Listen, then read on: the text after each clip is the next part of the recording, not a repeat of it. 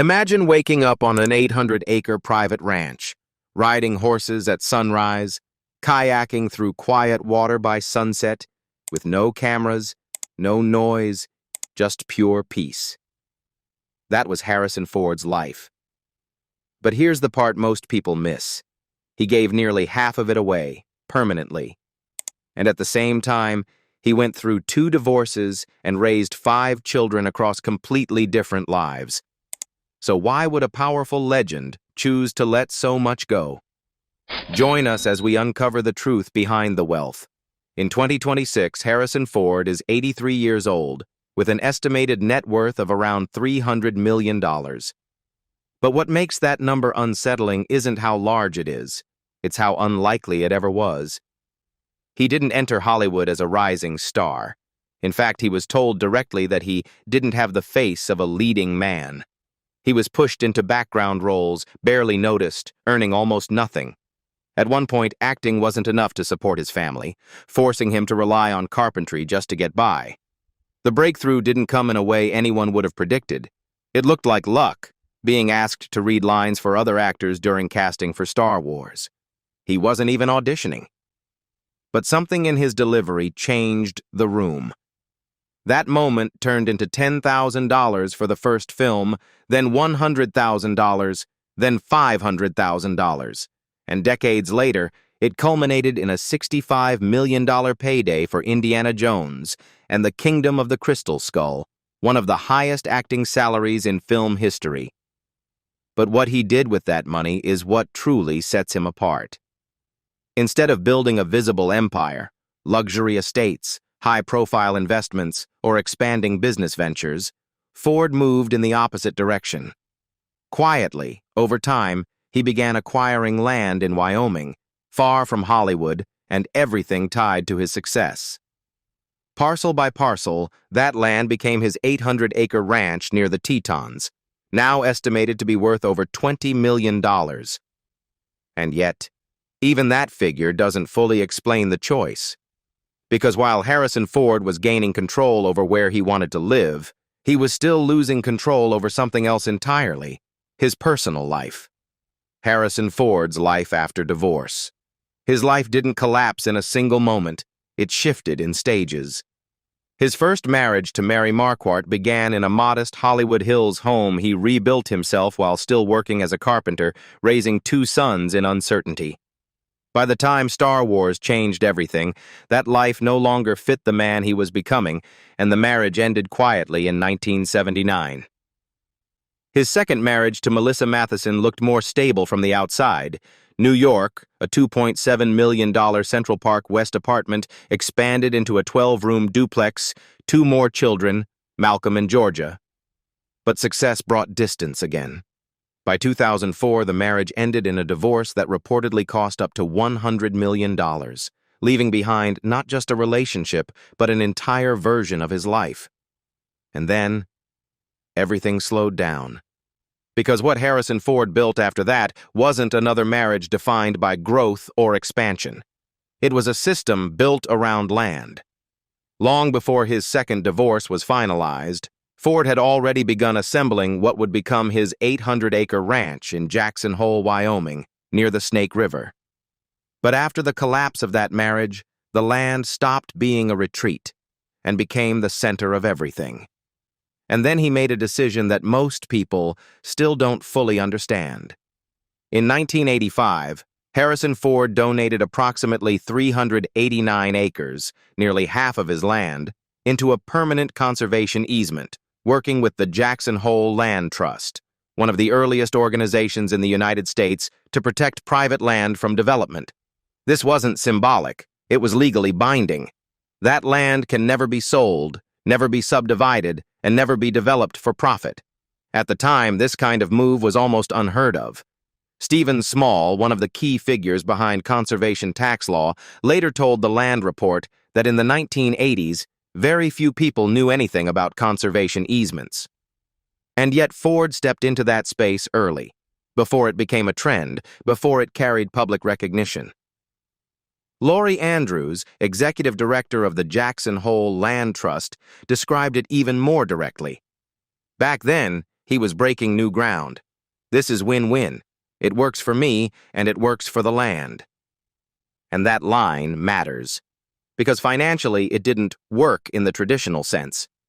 By placing nearly half of his 800-acre property into conservation, Ford effectively removed millions of dollars in potential development value.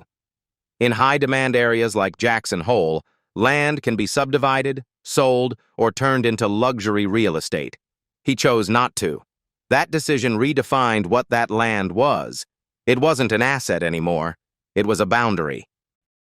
After his divorce, when most people at his level of wealth expand, buy more homes, invest more aggressively, build larger portfolios, Ford did the opposite. He reduced options. He locked down land. He limited what could happen in the future. And then he built his life inside those limits.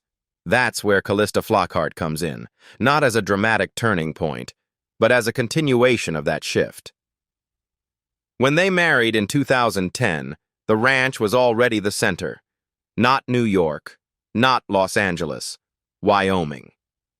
She brought her son Liam into that space, and Ford stepped into that role without redefining it. This time, fatherhood didn't happen alongside career pressure. It happened after it. Slower, more controlled, less fragmented. Now that ranch isn't just where he lives, it's how he lives. He has described it simply in interviews, telling Parade in 2020. When I'm up in Wyoming, I just walk out the door and keep walking. If my chores are done, I'll go flying, or walk in the woods. That's not a lifestyle statement. It's the difference. And more importantly, it's the only place where Harrison Ford didn't try to build something bigger. He chose to protect what was already there. The diet that kept him standing at 80 plus. To maintain the level of focus, endurance, and health required to keep working into his 70s and 80s, Ford didn't rely on short-term solutions. He adjusted his habits over time, aligning them with the same principles that defined his life on the ranch: simplicity, consistency, and control. And among those changes, one of the most clearly documented was his diet. Ford has confirmed in multiple interviews that he moved toward a largely plant-based diet later in life. In a 2020 appearance on The Ellen DeGeneres Show, he explained it in his usual blunt manner. "I just decided I was tired of eating meat."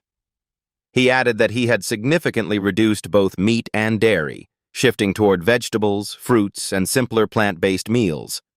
Importantly, he never framed this as a strict vegan identity or a public health campaign. This was a personal adjustment, practical, not ideological. This change aligns directly with his physical demands during that period.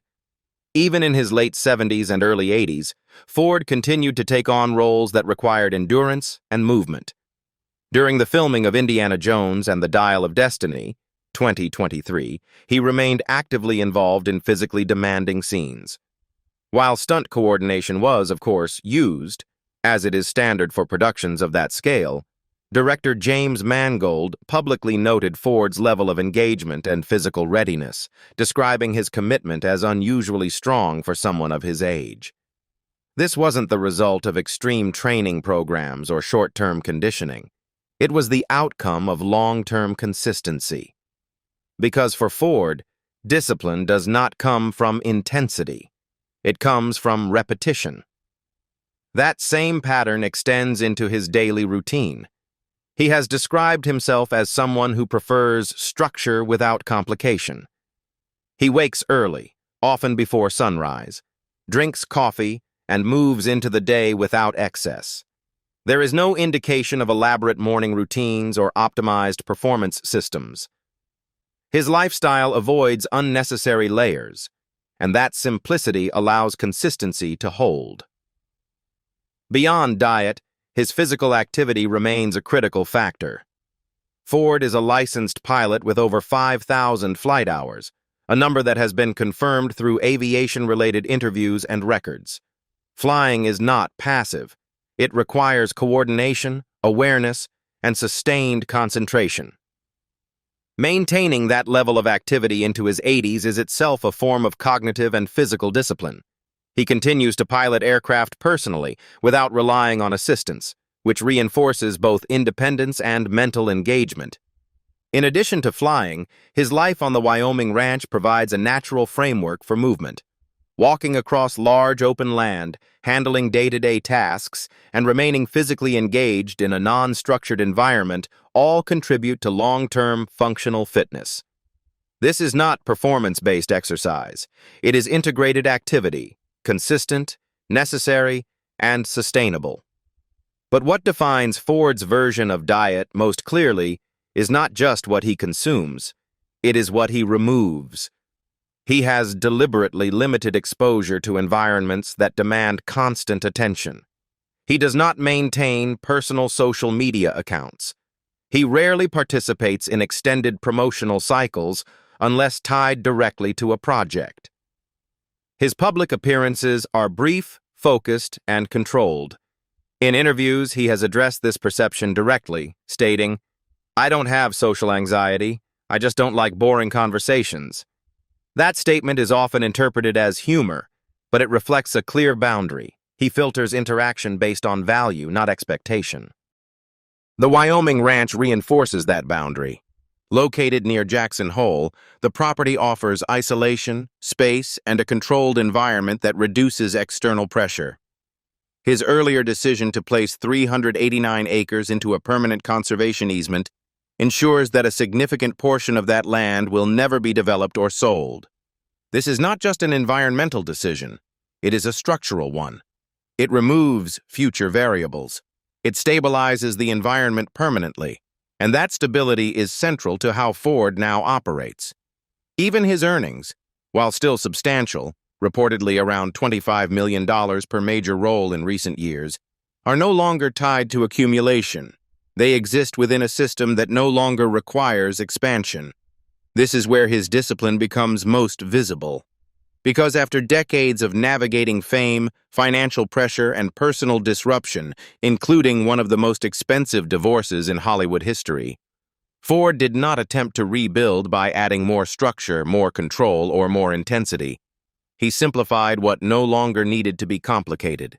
He reduced the noise, stabilized his daily rhythm, and stepped away from the kind of exposure that had once defined his career.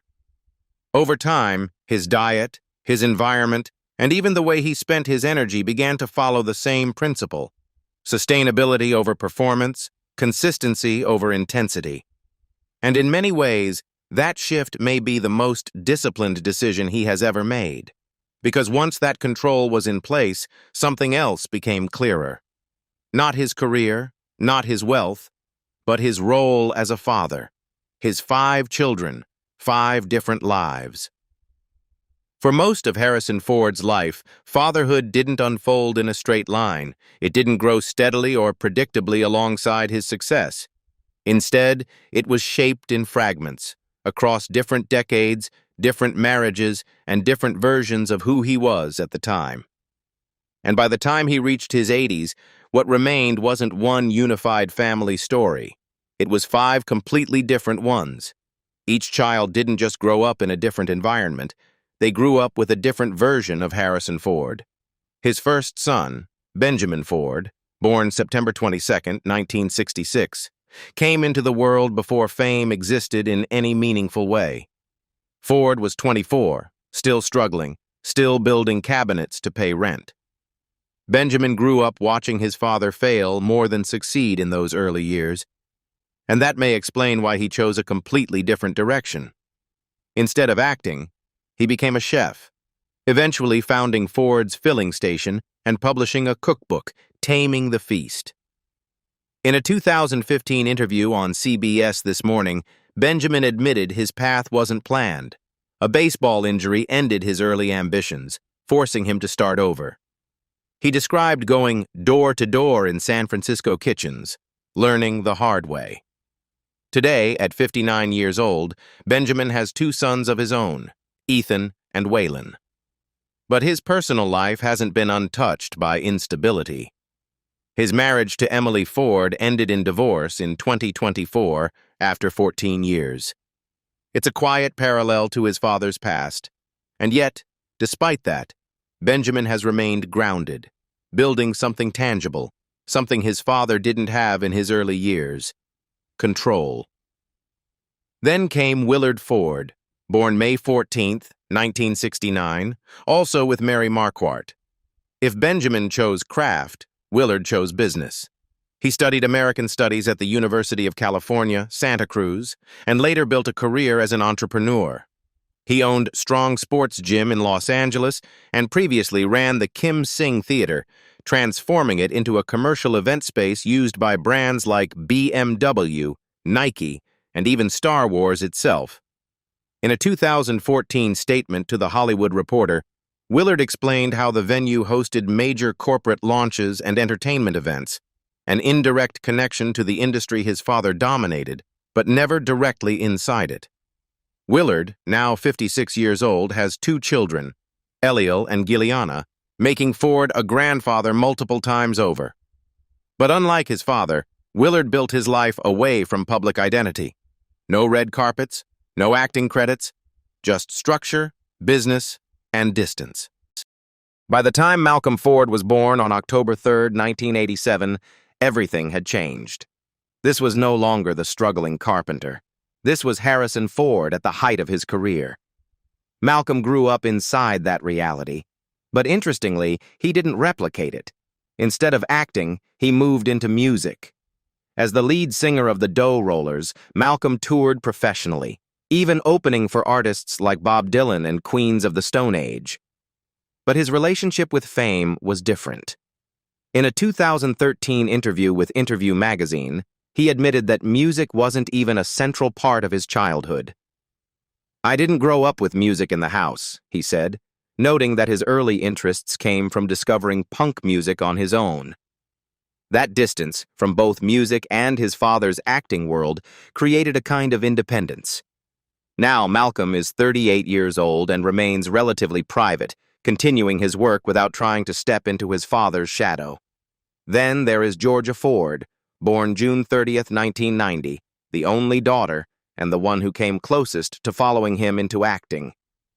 She appeared in projects like American Milkshake, 2013, and True Story, 2015, but her life took a more difficult turn early on.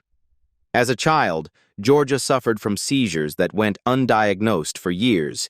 It wasn't until she was properly diagnosed with epilepsy that her condition stabilized. In 2016, at NYU Langone's Faces event, Harrison Ford spoke openly about it, and for one of the few times in public, he broke emotionally. He said, "I admire a lot of things about her. I admire her perseverance, her talent, her strength. She's my hero." That moment wasn't scripted. It was personal. He later auctioned his iconic Han Solo jacket to support epilepsy research in her honor. Georgia, now 35, continues to work in acting but remains largely out of the spotlight. Her story is not about success in Hollywood. It's about survival, resilience, and a relationship with her father that seems deeper than most. And finally, there is Liam Flockhart Ford, born in 2001, adopted by Calista Flockhart before she met Harrison Ford. When Ford later adopted him, it marked something different. Not just another child, but another chance. In an interview with Reader's Digest, Ford described this period of his life with unusual openness. "It's a wonderful opportunity to be part of a child's growing up. Being a parent made me just a bit less self-centered." That sentence matters because it reflects something he admitted more directly years later. In a 2023 Esquire interview, he said, "I'd probably be a better parent if I had been less successful. I've been out of town for most of my life." Liam grew up with a different version of Harrison Ford, one who was older, more present, less driven by career. In 2020, Ford personally flew him to college, literally piloting the plane himself. And in a lighter moment, Ford admitted on Ellen that he even went skydiving because Liam wanted to do it, saying, "It was his idea, but I liked it." Now at 25 years old, Liam remains largely private, with no confirmed public career in entertainment. And that may be the point. "Look at all his children," Harrison Ford once said. "I accept my flaws. I own them." And nowhere is that more visible than in his children. Because in the end, they didn't just grow up differently. They grew up with 5 different versions of the same man. So after everything, 2 marriages, 5 children, and a life built far from Hollywood, Harrison Ford didn't just change where he lives, he changed how he lives. What do you think? Did Harrison Ford find peace, or simply step away from everything that once defined him? Let me know what you think.